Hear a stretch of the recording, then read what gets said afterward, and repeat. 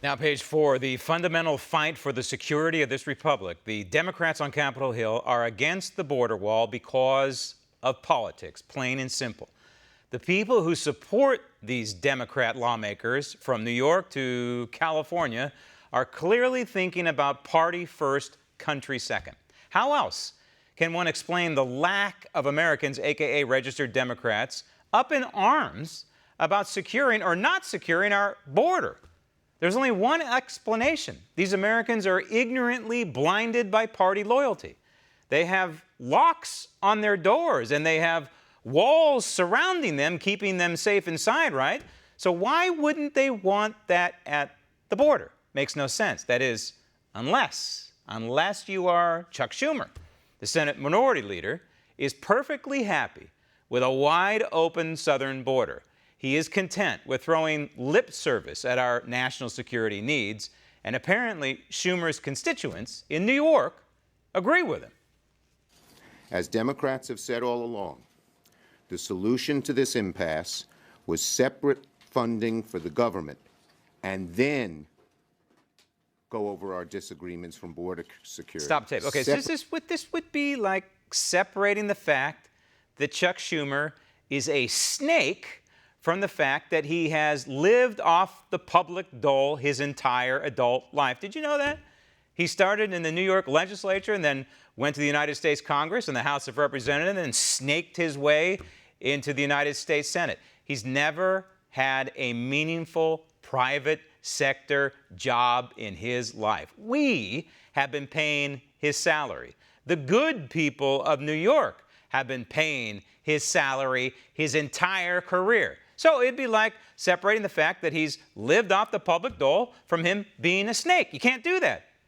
They're hand in glove, if you will. Roll tape. The funding of government from the discussion on border security. Stop tape. Okay, we get it. We get it, Chuck.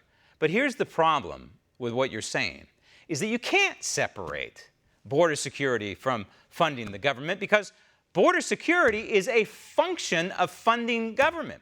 It is the most basic, fundamental part of Chuck Schumer and all the other members of Congress' job, and the President of the United States, and that is securing this republic.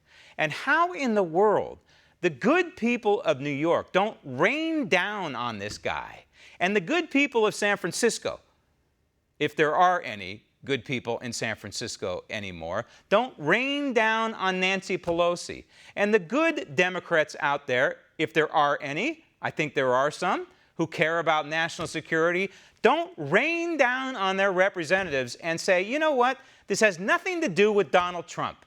This has nothing to do with a campaign promise. It may be a crisis, it may not be a crisis, in their opinion. I believe it is a crisis, a full-blown crisis at the border. Be that as it may, we should secure our country in the best way possible. And if permanent barriers at the border is the best way possible, then do it. Why aren't they saying that? Roll tape. And that's what we got.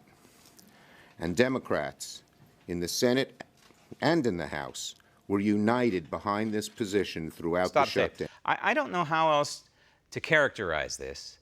When he talks about a united front from the Democrat Party, is united in hatred against this country. Why else would you know the facts and not support robust border security, a permanent border barrier? These people know the information better than we do. They're privy to information that we're not privy to in terms of what's happening at the border and what is happening beyond the border to people who enter this country illegally and commit crimes against we the people and live off the public dole.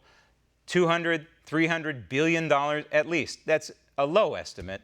That's what it's costing the American taxpayer. Individual states costing billions and billions of dollars.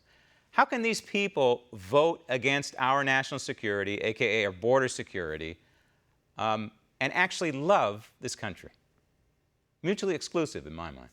Roll tape. And ultimately, this agreement endorses our position. Stop tape. Okay, so he's spiking the football here against the President of the United States, Donald Trump. I'd be careful in doing that, Senator. Remember, Donald Trump is not just the president of the United States, but he's the guy who wrote the book, The Art of the Deal. Want to see more videos like this? Click on the link below and subscribe to One America News on YouTube. And call your cable provider and kindly demand that One America News is added to your lineup. Call and subscribe today.